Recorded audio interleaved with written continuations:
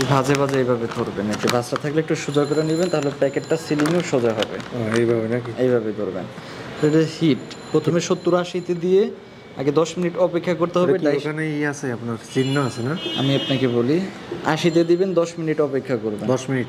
10 minute, 2-4 minute বেশি কম হলে সমস্যা নেই। আচ্ছা আচ্ছা। তারপর হিট উঠে গেলে আপনি রানিংয়ে 60-এ দিবেন, 60-এ দিয়ে তারপর সারাদিন রানিংয়ে কাজ করবেন। 60 দিয়ে রাখবো? 60-এ দিয়ে রাখবেন। আগে হচ্ছে ডাইসটাকে একটু গরম করে নিতে হবে, সেজন্য একটু বাড়াই দিবেন।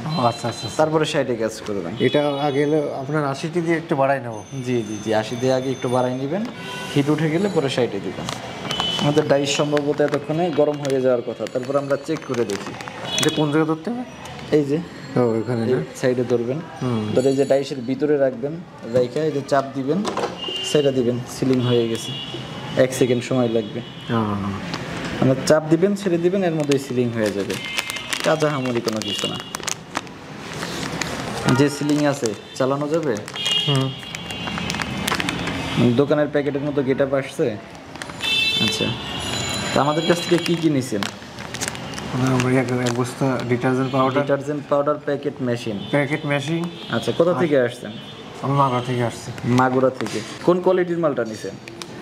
মিডিয়ামটা না সবচেয়ে নরমালটা না ভালোটা? 3200 টাকা। মিডিয়ামটা নিয়েছেন। মিডিয়ামটা। আচ্ছা, এটা দোকানে দিবেন না? জি জি, দোকানে দেওয়া যায়, সমস্যা নেই।